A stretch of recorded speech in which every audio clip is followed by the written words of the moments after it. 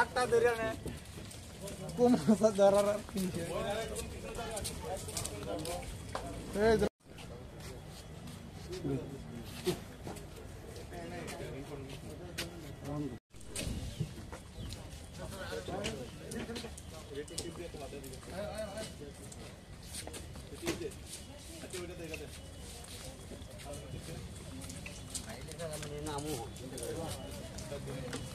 অপরাধ করছি তো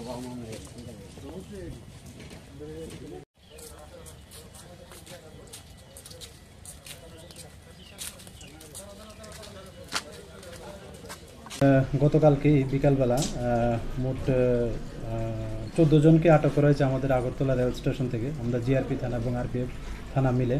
তো এর মধ্যে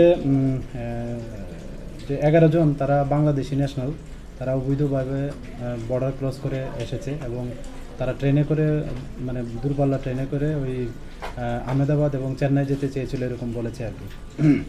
আর আমরা তাদেরকে সহযোগিতা করছিল মানে আসা যাওয়াতে, এরকম আমরা 3 জন আমাদের যে ইন্ডিয়ান টাউট ওনাদেরকে অ্যারেস্ট করা হয়েছে, মোট 14 জন। হ্যাঁ, আজকে তাদের মহামান্য আদালতে প্রেরণ করা মানে হচ্ছে এবং পুলিশ রিমান্ডও চাওয়া হবে। তাদের কাছে কি কিছু সন্দেহজনক কিছু পাওয়া গেছে? সন্দেহজনক এমনিতে তো প্রত্যেকের কাছে স্মার্ট মোবাইল ফোন আছে তো, এবং কিছু ইন্ডিয়ান কারেন্সি এবং বাংলাদেশি কারেন্সি এবং কিছু বাংলা ডকুমেন্টও পাওয়া গেছে। তো আমরা এগুলি দেখছি, খতিয়ে দেখছি কি আছে কি। বাংলাদেশের কোথা থেকে এসেছে? তারা তো বেশিরভাগই আমরা খাগড়াছড়ি জেলার আর এবং নড়াইল জেলারও আছে বাংলাদেশের। তো তারা ওই ম্যাক্সিমাম যেমন 7 জন তারা খাগড়াছড়ি ডিস্ট্রিক্টের এবং বাকি যে 4 জন আছে মহিলা তারা নড়াইল ডিস্ট্রিক্টের আর কি। ভারতের কোন দিকটা ইউজ করে মানে ভারতে ঢুকছে? অ্যাকচুয়ালি এটা মানে এই মুহূর্তে তদন্তের স্বার্থে আমরা এটা বলতে পারছি না আর কি।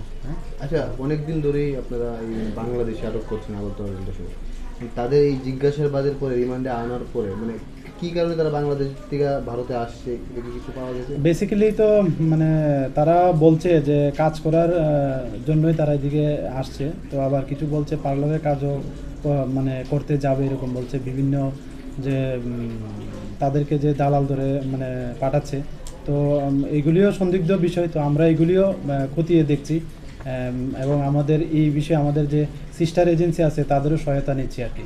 যে 3 জন ভারতীয় টাউটকে ধরা হয়েছে তারা কি আগেও এই কাজের সাথে জড়িত ছিল? আগে আমরা তাদের যে লোকাল পিএস আছে আমরা ওনাদেরকে মানে মেসেজ দিয়েছি তারা অন্য কোনো কেসে ইনভলভ আছে কিনা।